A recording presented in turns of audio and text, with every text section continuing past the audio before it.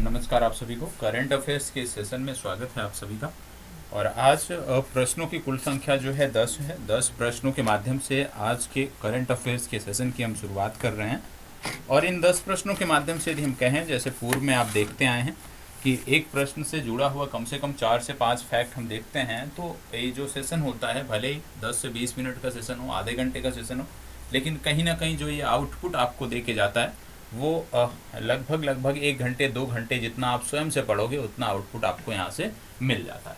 अब आज के सेशन पर आगे बढ़ने से पहले सबसे पहले प्रत्येक दिन आपको कुछ होमवर्क दिया जाता है, विशेष रूप से करंट अफेयर्स के सेशन में, और अनिवार्य रूप से आपको वो करना होता है। पूर्व में आप सब रेगुलर करते रहे हैं, लेकिन इन दिनों यदि हम बात करें तो वो कमी आपको आप में से देखने को मिल रही है कि बहुत कम लोग ऐसे हैं जो प्रत्येक दिन के प्रश्नों का जवाब देते हैं। आज भी इस सेशन में आपको 2 से 3 प्रश्न आपके लिए होमवर्क में रखे गए हैं, आपके लिए होमवर्क दिए जाएंगे और अनिवार्य रूप से उनको सबमिट करना होगा। एक चीज़ दिमाग में आप रख लीजिए कि जब तक आप किसी भी क्लास में अपना इन्वॉल्वमेंट नहीं रखेंगे तब तक आपकी चीज़ें बेहतर नहीं होंगी, तब तक आपको बेहतर आउटपुट वहाँ से नहीं मिलेगा। तो इसलिए ज़रूरी है कि कोई भी क्लास हो, चाहे वो जीएस को लेके क्लास हो, मैथ की क्लास हो, या जो भी अन्य कक्षाएं, कहीं से भी आप जुड़े हैं, क्योंकि बहुत सारे बच्चों के कमेंट आते हैं जो एसएससी की तैयारी कर रहे हैं, बैंक की तैयारी कर रहे हैं, लेकिन करंट अफेयर्स आप यहाँ से पढ़ते हो, तो आप कहीं से भी कुछ भी पढ़ रहे हो, किसी भी आप तैयारी कर रहे हो किसी भी क्षेत्र में, लेकिन ज़रूरी है कि जो भी कक्षाएं आप करते हो उस पर आप रेगुलर जुड़े रहो, क्योंकि जब तक आप उस कंटेंट में स्वयं इन्वॉल्व नहीं रहोगे, अपना इनपुट नहीं डालोगे, अपना एफर्ट नहीं डालोगे, तब तक चीज़ें आपकी बेहतर नहीं होंगी। तो सभी उपस्थित हो जाएं, उसके बाद हम प्रश्नों की इस सीरीज को प्रारंभ करते हैं। और निवेदन रहेगा, आग्रह रहेगा कि जो भी प्रश्न हैं इनके जो होमवर्क हैं वो आप अनिवार्य रूप से करें। विशेष रूप से बिहार राज्य के संदर्भ में आज जो होमवर्क हैं, यदि मैं बात करूं तो ज़्यादातर जो होमवर्क हैं वो बिहार राज्य के संदर्भ में महत्वपूर्ण हैं। तो बिहार राज्य के जो बच्चे हैं अनिवार्य रूप से आपको देखना है। अन्य राज्यों से भी यदि आप देख रहे हैं तो आप भी कर सकते हो, क्योंकि कहीं ना कहीं ये आपके सामान्य अध्ययन की विषय वस्तु से जुड़ते हैं। जो आज के 2 से 3 होमवर्क हैं उनमें से ज़्यादातर यही है कि सामान्य अध्ययन के विषय वस्तु से जुड़ते हैं, जीके से जुड़ते हैं। तो चलिए चर्चा की शुरुआत करते हैं और 10 प्रश्नों के माध्यम से अपनी चीज़ों को बेहतर करने का प्रयास करते हैं। आप देख रहे होंगे कि कल से आपका ये सेशन रेगुलर हो गया है और इसमें हम नियमित जो नवंबर माह में चल रहा है उन घटनाक्रमों को, साथ ही साथ पूर्व के माह में जो घटनाक्रम हुए हैं उन दोनों का मिला जुला रूप यहाँ पर आपको देखने को मिलता है। दोनों के मिले जुले प्रश्न आपको देखने को मिलते हैं। तो यदि आप करंट अफेयर्स के सेशन में, जैसे आपने बीपीएससी में देखा होगा 67वें में, कि ज़्यादातर चीज़ें आपकी इस सेशन से बेहतर हुई हैं, तो आगे भी आपको ये विश्वास बनाए रखना है कि चीज़ें बेहतर होंगी। और समय समय पर, जैसे मैंने आपको बोला है कि घटना चक्र की एक मैगजीन भी मैं आपको करवा दूंगा, जब क्योंकि वो हर तीसरे महीने पे आती है तो वहाँ से करा दूंगा। बाकी अन्य पत्रिकाएं, दिसंबर माह के बाद अन्य पत्रिकाएं जो महत्वपूर्ण हैं उनके वार्षिकांक आएंगे, तो उसको भी मैं कंप्लीट कराने का प्रयास करूँगा। तो चलिए ज़्यादा बातें ना करते हुए चीज़ों की शुरुआत करते हैं।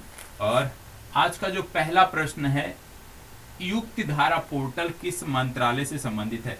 शायद यदि आप अपना नोट्स पलटेंगे ना, पूर्व में यदि आपने नोट्स बनाया होगा, जैसे कि मैंने आपको करंट अफेयर्स के नोट्स बनाने के तरीके बताए थे, उस आधार पर यदि आपने नोट्स बनाया होगा तो निश्चित रूप से ये प्रश्न आपको देखने को मिलेगा, ये फैक्ट आपको देखने को मिलेगा।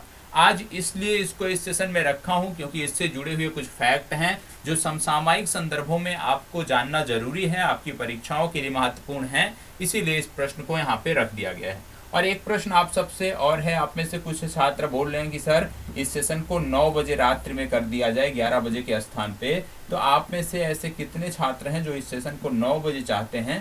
प्लीज कमेंट बॉक्स में अवश्य बताइएगा। यदि बहुमत होगा तो निश्चित रूप से इसकी जो टाइमिंग है, जब तक ये शीतकाल चल रहा है तब तक के लिए शरद ऋतु में इसकी टाइमिंग जो है वो बदल दी जाए। ठीक है, चलिए अभी बताइएगा, युक्ति धारा पोर्टल किस मंत्रालय से संबंधित है? 4 मंत्रालय यहाँ पे दिए हुए हैं, रक्षा मंत्रालय, गृह मंत्रालय, संसदीय कार्य मंत्रालय और ग्रामीण विकास मंत्रालय।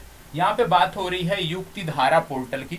युक्ति धारा पोर्टल के बारे में यदि हम बात करें तो युक्ति धारा पोर्टल जो आपका है ये ग्रामीण विकास मंत्रालय से संबंधित है। तो सी विकल्प इसका सही उत्तर है, इसको ग्रामीण विकास मंत्रालय ने लॉन्च किया था। अब मैंने आपको बताया ग्रामीण विकास मंत्रालय, कम से कम जो बिहार के बच्चे होंगे उनको पता होगा इस मंत्रालय का प्रभार किसके पास है? तो याद रखिएगा गिरिराज सिंह। ठीक है, इनका नाम आपको याद रखना है।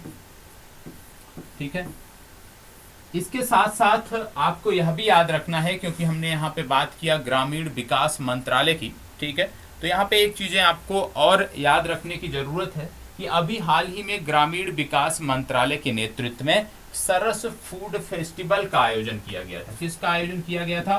सरस फूड फेस्टिवल, याद रखिएगा, सरस फूड फेस्टिवल। और सरस फूड फेस्टिवल का जो आयोजन किया गया था, ये किसके द्वारा किया गया था? ग्रामीण विकास मंत्रालय द्वारा किया गया था। तो सरस फूड फेस्टिवल को भी आपको याद रखने की जरूरत है। 2022 में इसका आप कह सकते हो कि इसका आयोजन किया गया था। यहाँ पे विशेष रूप से जो एनजीओ थे उन्होंने इसमें भाग लिया था। ठीक है, तो इतना आपको जानने की, इतना डीप में जाने की जरूरत नहीं है, सिर्फ इतना याद रखिए सरस फूड फेस्टिवल जो है वो ग्रामीण विकास मंत्रालय द्वारा आयोजित किया गया था। अब यहाँ पे एक बात आती है, आप जानते हैं पिछले दिनों इस मंत्रालय ने कुछ संवाद कार्यक्रम स्थापित किए थे, और इन संवाद में यदि हम बात करें, दो प्रमुख रहे थे। शायद आपको नाम याद है, नहीं याद है तो नोट डाउन कर लीजिएगा। पहला था भूमि संवाद और दूसरा था जेंडर संवाद। तो जेंडर संवाद और भूमि संवाद, ये दोनों आपको याद रखना है। जेंडर और भूमि संवाद जो हैं ये संबंधित हैं किससे? ये संबंधित हैं ग्रामीण विकास मंत्रालय से। इसके साथ साथ आपको पता होगा एक पुरस्कार ग्रामीण विकास मंत्रालय देता है जिसका नाम है हुनरबाज पुरस्कार। याद रखिएगा, हुनरबाज पुरस्कार, हुनरबाज पुरस्कार। और हुनरबाज पुरस्कार भी कौन देता है? ग्रामीण विकास मंत्रालय देता है। और ये जो हुनरबाज पुरस्कार है ये दिव्यांग जनों के लिए है, यह भी आपको पता होना चाहिए। तो इतनी जानकारी है जो आपके लिए महत्वपूर्ण है, आपने देखा। इसके साथ साथ आपको बता दें, आजादी से अंत्योदय तक एक अभियान भी ग्रामीण विकास मंत्रालय ने चलाया था। 90 दिनों का अभियान था, आजादी से अंत्योदय तक। और ये जो अभियान था विशेष रूप से स्वतंत्रता सेनानियों के गांव में अत्याधुनिक सुविधाएं पहुंचाने के लिए था। तो इसको भी आपको याद रखना है। तो ग्रामीण विकास मंत्रालय से जुड़े हुए फैक्ट और इस प्रश्न से जुड़े हुए जो फैक्ट थे वो मैंने आपको बता दिया है। अब आपको नोट कर लेना है। देखो फिर से एक बार बता दे रहा हूं, जैसे मान लीजिए आपको नोट्स बनाने हैं, तो ये ग्रामीण विकास मंत्रालय हो गया, जनजातीय कार्य मंत्रालय हो गया, रक्षा मंत्रालय हो गया। ये कुछ ऐसे मंत्रालय हैं जो लगातार चर्चा में रहते हैं और आप प्रत्येक महीने इनसे जुड़े हुए कुछ ना कुछ फैक्ट अवश्य देखते हो। तो आपसे यही अनुरोध रहेगा कि प्रत्येक पेज में एक एक पेज इन मंत्रालयों का अलग से बना लीजिए, और उस संबंधित मंत्रालय की चर्चा हो तो वहीं पर जाकर उसको नोट करना है। इससे पहले वाला जो नोट आपने किया है उसको भी आप आसानी से रिवाइज कर सकते हो। और परीक्षा के संदर्भ में मान लीजिए आपकी परीक्षा में ग्रामीण विकास मंत्रालय से ज्यादातर प्रश्न बनते हैं, तो सिर्फ आपको एक पेज पढ़ने की जरूरत होगी। ठीक है, चलिए बढ़ते हैं दूसरे प्रश्न पे। प्रश्न संख्या 2, देखिए, जनजातीय गौरव दिवस कब मनाया जाता है? आपसे बात हो रही है जनजातीय गौरव दिवस। अभी हाल ही में भारत सरकार ने आजादी के 75वीं वर्षगांठ के अवसर पर, ठीक है, इसकी घोषणा की थी। और जनजातीय गौरव दिवस के रूप में जो तिथि भारत सरकार द्वारा चिन्हित की गई थी वो तिथि थी 15 नवंबर। ठीक है, 15 नवंबर की तिथि को भारत सरकार ने जनजातीय, आप कह सकते हो, गौरव दिवस के रूप में मनाने का फैसला लिया था। ये आपको पता होना चाहिए। आपको बता दें 15 नवंबर जो है ये बिरसा मुंडा की जयंती भी होती है, ये भी आपको पता होना चाहिए। और जब बात आए बिरसा मुंडा की, तो आपको पता होगा कि बिहार के संदर्भ में यदि आप बिहार राज्य विशेष की कोई तैयारी कर रहे हो किसी परीक्षा की, झारखंड या छत्तीसगढ़ की किसी परीक्षा की तैयारी कर रहे हो, तो बिरसा मुंडा अपने आप में महत्वपूर्ण व्यक्तित्व हैं जिनके बारे में प्रारंभिक परीक्षा के साथ साथ मुख्य परीक्षा में भी पूछा जाता है। तो बिहार के जो छात्र हैं प्लीज आप मुंडा, बिरसा मुंडा से जुड़े हुए जो फैक्ट हैं इनको आप हमें कमेंट बॉक्स में बताओगे। जितनी जानकारी आपको अभी होगी, पेज नहीं पलटना है, जितनी जानकारी बिरसा मुंडा के बारे में होगी, ठीक है, वो सारी चीजें आपको बताना है। ठीक, इसके साथ साथ आपको पता होगा यहाँ पे बात हो रही है जनजातियों की, बात हो रही है आदिवासियों की। तो आपको बता दें कि बहुत सारे आदिवासी स्वतंत्रता सेनानी हुए जिनके बारे में हमें पता होना चाहिए, जैसे अल्लूरी सीताराम राजू, आपको पता होगा। अल्लूरी सीताराम राजू, आंध्र प्रदेश से संबंधित थे ये, सीताराम राजू, इनका नाम आपको पता होना चाहिए। ठीक है। दूसरा आपने देखा बिरसा मुंडा के बारे में, इनके बारे में आपको जानकारी होना चाहिए। ठीक है। तीसरा नाम यदि मैं बात करूं तो यह भी नाम आपने पढ़ा होगा, सुना होगा, रानी गैंडेल्यू का नाम आपने सुना होगा। तो तीसरा नाम आता है रानी गैंडेल्यू का नाम। ठीक है। इसके साथ साथ यदि मैं बात करूं अन्य नामों की तो आपको सिद्धू कान्हू का नाम आपको पता होगा। सिद्धू कान्हू चांद भैरव, बिहार वाले तो अच्छे से जानते होंगे, सिद्धू और कान्हू का नाम आपको पता होगा। इसके बाद यदि हम बात करें और आगे आदिवासी स्वतंत्रता सेनानियों की, तो शहीद वीर नारायण सिंह का भी नाम बहुत महत्वपूर्ण है। शहीद वीर नारायण सिंह, शहीद वीर नारायण सिंह, विशेष रूप से छत्तीसगढ़ के जो लोग हैं उनके लिए तो ये नाम अपने आप में महत्वपूर्ण है, शहीद वीर नारायण सिंह। तो इस प्रकार से कुछ नाम हैं जो आपको पता होना चाहिए, जिनके बारे में आपको जानकारी होनी चाहिए। अब आपसे मैं अनुरोध करूंगा, क्योंकि मैंने आपको बताया था कि अल्लूरी सीताराम राजू की प्रतिमा स्थापित की गई थी, मैंने बताया था कहाँ पे की गई थी, ये आप बताओगे, होमवर्क नंबर 2 आपका। ठीक है। इसके बाद बिरसा मुंडा आपका हो गया होमवर्क नंबर 1। रानी गैंडेल्यू के बारे में मैं आपको बता देता हूं कि रानी गैंडेल्यू का संबंध था नागा आदिवासियों से, और विशेष रूप से मणिपुर में इन्होंने अपना काम किया। तो इनका नाम याद रखिएगा, कार्यक्षेत्र याद रखिएगा। यदि मैं बात करूं शहीद वीर नारायण सिंह की, तो छत्तीसगढ़ के सोना खान का गौरव इनको कहा जाता है, याद रखिएगा। छत्तीसगढ़ के सोना खान का गौरव इनको कहा जाता है। और 1857 की जो क्रांति हुई थी, 1857 की क्रांति की यदि हम बात करें तो 1857 की क्रांति के छत्तीसगढ़ के ये प्रथम शहीद थे, इसलिए भी इनका नाम आपको याद रखने की जरूरत है। विशेष रूप से जो छत्तीसगढ़ के बच्चे हैं उनके लिए ये महत्वपूर्ण है। ठीक है। सिद्धू कान्हू का नाम आप जानते ही होंगे, किस विद्रोह से जुड़ा है इनका नाम, ये आपका है होमवर्क नंबर 3। तो बिहार के जो छात्र हैं, स्पेशली बिहार के जो छात्र हैं, इन तीनों के बारे में आप जानकारी दोगे। अल्लूरी सीताराम राजू की प्रतिमा कहाँ स्थापित की गई थी, बिरसा मुंडा के बारे में आप बताओगे, और सिद्धू कान्हू चांद और भैरव किस विद्रोह से जुड़े हुए हैं, इसके बारे में भी आप हमें जानकारी दोगे। ठीक है। चलिए बढ़ते हैं आगे और देखते हैं अगला प्रश्न। हाल ही में चर्चा में रही कंपनी साब का संबंध किस देश से है? साब कंपनी की बात हो रही है। शायद यदि आप पेज पलटेंगे ना तो इसके बारे में आपको देखने को मिल जाएगा। यदि आप पेज पलटेंगे पूर्व में तो आपको ये चीज देखने को मिल जाएगी। तो बताइएगा, साब कंपनी के बारे में बात हो रही है। आपको मैंने पिछले दिनों बताया था कि एक हथियार है जिसका नाम है कार्ल गुस्ताफ M4। कार्ल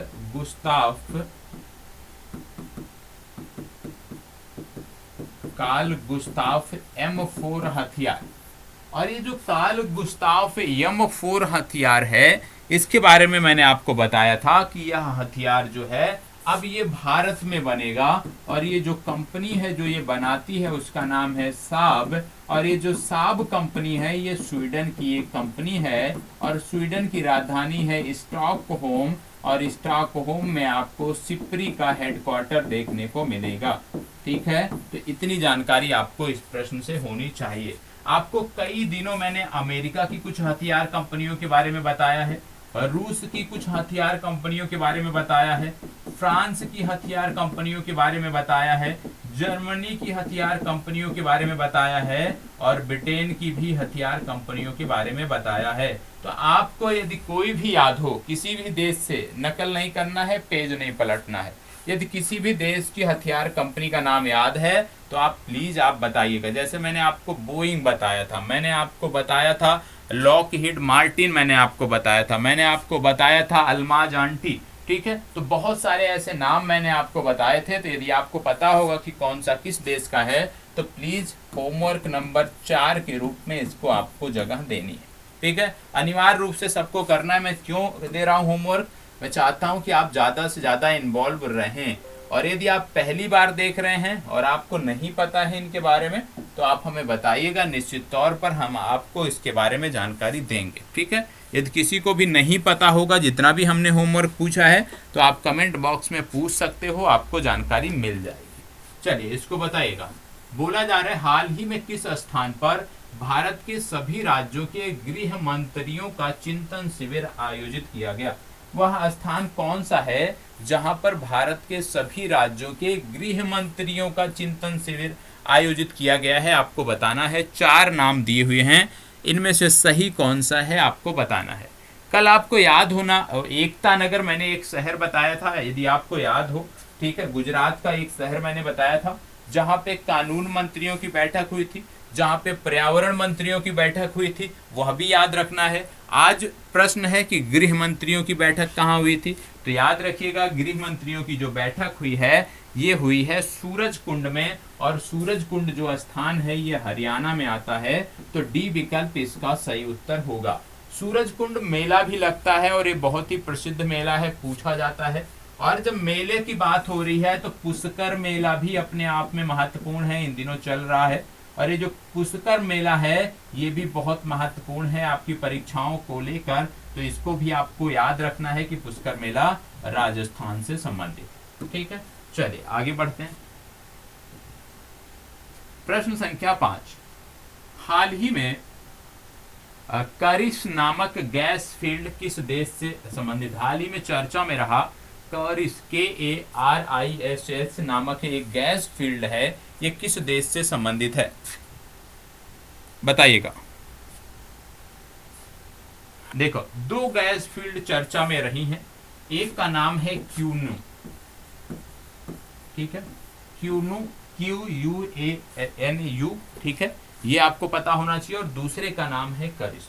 ये दोनों गैस फील्ड मिले कहां पे हैं? ये दोनों गैस फील्ड मिले हैं भूमध्य सागर में, ठीक है।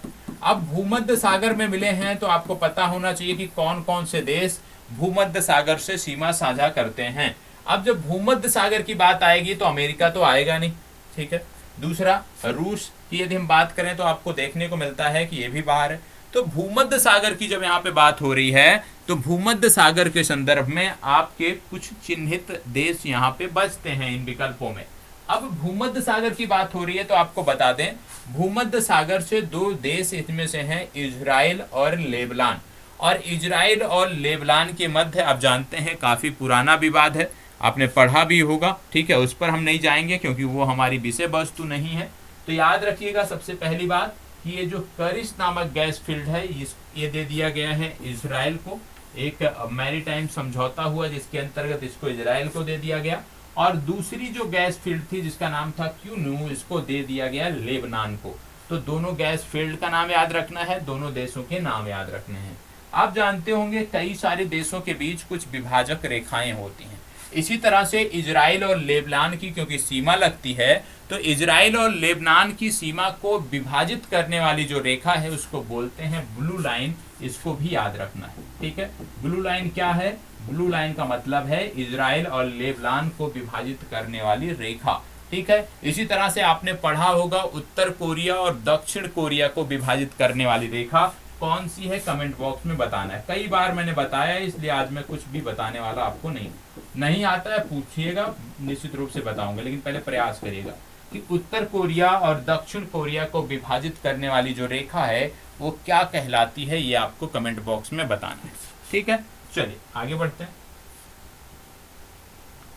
हाल ही में यूजीसी के नए चेयरमैन कौन बने हैं? यूनिवर्सिटी ग्रांट कमीशन की बात हो रही है। यूजीसी के चेयरमैन कौन बने हैं नए, ये आपको बताना है। 4 नाम यहाँ पे दिए हुए हैं, इन चारों में से आपको बताना है। आपको यह भी पता होगा कि हाल ही में यूजीसी ने 11 दिसंबर की तिथि को भारतीय भाषा दिवस के रूप में मनाने का फैसला लिया है।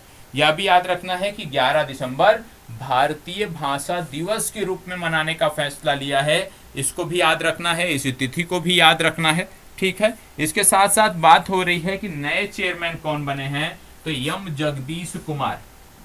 जगदीश कुमार यूजीसी के नए चेयरपर्सन बने, ठीक है। चलिए आगे बढ़ते हैं। हाल ही में गांधी मंडेला पुरस्कार से किसे सम्मानित किया गया? चलिए बताएं, बहुत अच्छा प्रश्न है। गांधी मंडेला पुरस्कार से, जो लोग मंडेला को नहीं जानते हैं निश्चित रूप से उनको थोड़ा सा अपनी जानकारी बढ़ानी चाहिए। नेल्सन मंडेला की यहाँ पे बात होती है। जब मंडेला की हम बात कर रहे हैं मतलब नेल्सन मंडेला की बात हो रही है। और नेल्सन मंडेला जो है ये दक्षिण अफ्रीका के पहले राष्ट्रपति थे, ये आपको पता होना चाहिए। एक अश्वेत व्यक्ति थे, ये आपको पता होना चाहिए। और इनकी एक जीवनी थी जो पूछी जाती है, उसका नाम है long walk to freedom. Long walk to freedom, ये याद रखिए, इनकी आत्मकथा है। ठीक है, long walk to freedom Nelson Mandela की आत्मकथा है। नेल्सन मंडेला की जब बात कर रहे हैं तो नेल्सन मंडेला का संबंध था जुलू जनजाति से। और ये जो जुलू जनजाति है ये दक्षिण अफ्रीका और आसपास के जो देश हैं उनमें भी, अफ्रीका के अतिरिक्त, दक्षिण अफ्रीका के अतिरिक्त अन्य देशों में भी पाई जाती है। और ये जो जुलू जनजाति है, अभी हाल ही में इनको अपना, आप कह सकते हो, एक व्यक्ति हैं जिनका नाम है मिसुजुल जुलू। मिसुजुल जुलू। और ये जो मिसुजुल जुलू हैं, इनको जो है जुलू जो ट्राइब्स है या जो जुलू राष्ट्र है उसका राजा घोषित किया गया है। तो इसका नाम आपको पता होना चाहिए कि मिसुजुल जुलू जो हैं इनको जुलू राष्ट्र का जो है वो राजा घोषित किया गया है। और इसी जुलू जनजाति से जो है वो नेल्सन मंडेला आते थे। तो यह भी आपको पता होना चाहिए कि जुलू राष्ट्र के जो राजा बने हैं उनका नाम है मिसुजुल जुलू। दक्षिण अफ्रीका का आपने मैप देखा होगा, तो दक्षिण अफ्रीका के मैप में एक अन्य छोटा सा एक और देश आता है जिसको बोलते थे स्वाजीलैंड। दक्षिण अफ्रीका के अंतर्गत ही आता है, बहुत छोटा सा, ध्यान से देखोगे तभी आपको देखने को मिलेगा। और ये जो स्वाजीलैंड है इसने भी अपना अपना जो नया नाम है वो रखा है ई स्वातिनी। याद रखिएगा, ई स्वातिनी, ई स्वातिनी। और ये ई स्वातिनी जो है ये किसका नाम है? स्वाजीलैंड का नया नाम है, यह भी आपको पता होना चाहिए। अब आ जाते हैं इस प्रश्न पे कि यह पुरस्कार किसको दिया गया। तो यह पुरस्कार दिया गया दलाई लामा को। बी विकल्प इसका सही उत्तर है। दलाई लामा को क्यों दिया गया? विश्व भर में शांति और अहिंसा को बढ़ावा देने के लिए यह पुरस्कार दलाई लामा को दिया गया है। ठीक है, अब कुछ चीजें आपको और मैं बता देता हूं। जैसे कल मैंने दक्षिण अफ्रीका साथ साथ अफ्रीका कॉन्टिनेंट के, अफ्रीका महादेश के मैंने आपको 3 नेशनल पार्क बताए थे। पहला मैंने आपको बताया था सेरेंगेटी, सेरेंगेटी नेशनल पार्क। दूसरा नेशनल पार्क मैंने आपको बताया था कुरगुर नेशनल पार्क, कुरगुर नेशनल पार्क। और तीसरा मैंने आपको बताया था मसाई मारा नेशनल पार्क। अब ये जो तीनों नेशनल पार्क हैं, क्योंकि कल ही आपको बताए गए हैं, इसलिए आपकी जिम्मेदारी बनती है कि इन 3 नेशनल पार्कों के बारे में, इनसे संबंधित देशों के बारे में आप हमें बताओगे। कल की कक्षा में मैंने इसकी चर्चा की है, इसलिए आप इसको रिवाइज करोगे और आप हमें इसको बताओगे। ठीक है, चलिए आगे बढ़ते हैं। एक पुरस्कार और नोट कर लीजिएगा, नोट करना है, सर सैयद उत्कृष्टता पुरस्कार। और सर सैयद उत्कृष्टता पुरस्कार जो है वो बारबरा मेटकॉफ को दिया गया, यह भी आपको पता होना चाहिए। ठीक है, चलिए बढ़ते हैं प्रश्न संख्या 8 पे। प्रश्न संख्या 8, फिर बात आ गई जनजातियों की। बोला जा रहा है हाल ही में भारत सरकार ने आदिवासी क्षेत्रों के बच्चों में तीरंदाजी को बढ़ावा देने के लिए कितने अकादमी स्थापित करने का फैसला लिया है। बोला जाए कि भारत सरकार जो है चाहती है कि जो जनजातीय क्षेत्र के बच्चे हैं उनमें तीरंदाजी कौशल का विकास हो, और इसको लेकर कितने अकादमी स्थापित करने का फैसला लिया है।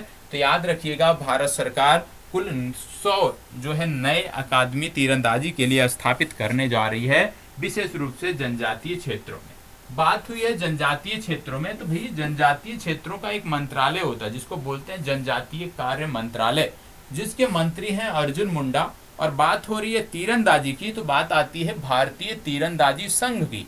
और भारतीय तीरंदाजी संघ के अध्यक्ष के रूप में भी अर्जुन मुंडा ही विद्यमान है। इनकी खुंटी, इनकी जो संसदीय क्षेत्र है वो है खुंटी, यह भी आपको याद रखने की जरूरत है। ये तो बात हो गई तीरंदाजी की। जब तीरंदाजी की बात होती है तो भारत के कुछ पुरुष और महिला वर्ग में तीरंदाज हैं जो विश्व में भारत का नाम स्थापित कर रहे हैं, विश्व में भारत की कीर्ति को बढ़ा रहे हैं। उनका नाम भी आपको पता होना चाहिए। पहला आता है अतानुदास, अतनुदास या अतानुदास बोला जाता है।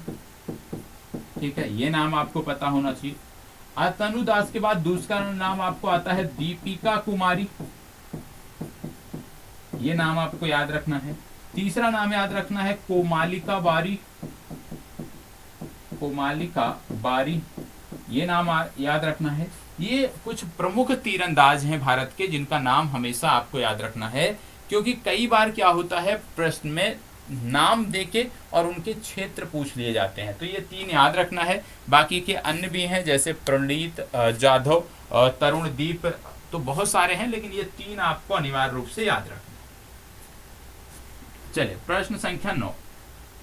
प्रश्न संख्या 9 कह रहा है 20, यहाँ पे बात हो रही है 22वें की 22nd FIFA football world cup का आयोजन कहाँ किया जा रहा है। 22वां फुटबॉल विश्व कप कहाँ आयोजित किया जा रहा है, इसकी बात हो रही है। बताइए, आपको बता दें फीफा की बात हो रही है। फीफा फुटबॉल की जो है वो गवर्निंग बॉडी है वैश्विक स्तर पर। 1904 में इसकी स्थापना हुई थी। ज्यूरिख में इसका हेडक्वार्टर देखने को मिलता है और जियानी इन्फेंटिनो वर्तमान समय में फीफा के प्रमुख हैं, ये आपको पता होना चाहिए। अब इसका आयोजन कहाँ पे हो रहा है, तो आपको बता दें इसका आयोजन हो रहा है कतर में। तो इसका सही उत्तर हो जाएगा सी विकल्प, कतर। ठीक है। इसके साथ साथ क्योंकि हम खाड़ी देशों में पहुंच गए हैं, तो अभी हाल ही में अबू धाबी ग्रैंड प्रिक्स भी समाप्त हुआ है। जो मोटर गाड़ियों, जो कारों की रेस होती है, वो अभी समाप्त हुई है। और अबू धाबी ग्रैंड प्रिक्स को जीता है किसने, वही खिलाड़ी जो लगातार जीतते आ रहे हैं, मैक्स वर्स्टेपन, रेडबुल के ड्राइवर हैं। इनका नाम आपको याद रखना है। जब रेस की बात होती है तो 2 रेस आप याद रखिए प्रमुख रूप से जो अन्य खिलाड़ी ने जीता है, क्योंकि ज्यादातर जो रेस है वो सर्जई पेरेज हो गए या मैक्स वर्स्टेपन हो गए, यही लोग जीतते हैं। तो सिर्फ आपको 2 रेस ऐसे याद रखने हैं जिनमें कोई अन्य जीता है जो प्रमुख हैं, जैसे ब्राजीलियन ग्रांड प्रिक्स। और ब्राजीलियन ग्रांड प्रिक्स की बात करें तो इसको जीता था जॉर्ज रसेल ने। किसने जीता था, जॉर्ज रसेल ने जीता था। इसके बाद सिंगापुरी ग्रांड प्रिक्स हुआ था और सिंगापुरी जो ग्रांड प्रिक्स था उसको जीता था सर्जियो पेरेज ने। तो ये 2 नाम यदि आप याद रखते हैं तो बाकी अन्य में जो प्रमुख रेस हैं उनमें मैक्स वर्स्टेपन ने ही जीता है। ठीक है, चलिए आगे बढ़ते हैं। इसको बताओ, हाल ही में चर्चा में रहा ग्रेट नॉर्थ का संबंध किससे है। आज का लास्ट प्रश्न, ग्रेट नॉर्थ का संबंध किससे है, बताएं। चलिए बहुत अच्छा है, ग्रेट नॉर्थ की बात हो रही है। आपको बता दें कि ग्रेट नॉर्थ जो ना जान पाए हों, 4 विकल्प हैं, सरीसृप, पक्षी, मछली और तितली। इनमें से कौन सा सही है आपको बताना है। तो सबसे पहले याद रखिएगा कि ग्रेट नॉर्थ की बात हो रही है। ग्रेट नॉर्थ एक पक्षी है और ये पक्षी विशेष रूप से रूस में पाया जाता है, ये आपको पता होना चाहिए। और ये लगभग 9000 किलोमीटर की यात्रा कर, प्रवास कर ये भारत और अन्य इस तरह के जो देश हैं उनमें आते हैं। हिंद महासागर से लगे हुए जो देश हैं उनमें आते हैं प्रवास को लेकर। तो याद रखिएगा ये क्या है, ग्रेट नॉर्थ एक विशेष प्रकार का पक्षी है जो अपने प्रवास के लिए भारत में देखा गया है। भारत के 2 स्थानों में देखा गया है, एक तो ये केरल में देखा गया है और दूसरा जामनगर में देखा गया है। तो याद रखिएगा केरल और जामनगर में ये देखा गया है, ये आपको पता होना चाहिए। ठीक है, ये इसी तरह से आप कह सकते हो अरब सागर से लगे हुए देशों में जाते हैं। ठीक है, और IUCN की लुप्त प्राय श्रेणी में ये पक्षी शामिल है। तो एक पक्षी है, ये आपको पता होना चाहिए। अब यहाँ पे जैसे बात हो रही है कि भैया ये संबंधित है रूस से, तो रूस के बारे में कुछ बेसिक जानकारी जो हमेशा आपको याद रखनी है। जैसे रूस की राजधानी है मॉस्को, रूस की मुद्रा है रूबल, रूस की संसद को बोलते हैं ड्यूमा, रूस की अंतरिक्ष एजेंसी है रोसकोसमोस। ठीक है, और भारत के इसरो ने अपनी तकनीकी संपर्क इकाई मॉस्को में स्थापित की है। और इसके साथ साथ 2 फैक्ट और याद रखिए। क्या याद रखना है आपको कि हमने कामो हेलीकॉप्टर नौसेना के लिए रूस से लिया है और S-400 एयर डिफेंस सिस्टम भी हमने रूस से लिया है। तो यह भी आपको याद रखने की जरूरत है। तो इतनी बेसिक जानकारी है जो आपको पता होनी चाहिए। अब बात आती है होमवर्क की, तो होमवर्क कई सारे आपको दे दिए गए और इसके बाद आज अब हम बात करेंगे शब्दनामा की। ठीक है, लेकिन वो अलग एपिसोड होगा। तो आज के लिए यहीं पे चर्चा समाप्त तो होती है। उम्मीद करता हूँ आप सब बहुत अच्छे से होंगे और रेगुलर चीज़ों को बेहतर कर रहे होंगे। तो प्लीज़ रेगुलर चीज़ों को बेहतर करने का प्रयास करिए प्रत्येक दिन अपने आप को कैसे आप और बेहतर कर सकते हो, जो आपका लक्ष्य है उससे आपकी जो भी दूरी है उसको कैसे आप और कम कर सकते हो, उस दिशा में निश्चित तौर पर सोचना चाहिए और उस दिशा में आगे बढ़ना चाहिए। तो यहीं पे चर्चा को समाप्त करते हैं। जो भी प्रश्न है पूछे गए हैं अनिवार्य रूप से आपको बताना है। नहीं आता है किसी का जवाब, आप कमेंट बॉक्स में बताइएगा, मैं आपको अगली कक्षा में उसका जवाब दूंगा। टाइम को लेकर मैंने आपसे बात किया है कि क्या इसका समय 9 बजे रखा जा सकता है, उस संदर्भ में भी आप हमें बताओगे। ज़्यादा राय ज़्यादातर एक मत होंगे तो निश्चित रूप से 9 बजे आपकी क्लास होगी। और इसके साथ साथ कुछ चीज़ें और भी हैं जो आपको आगे बताई जाएंगी, उसको भी आपको अपने जीवन में उतारना है। ठीक है, चलिए धन्यवाद, बहुत बहुत आभार।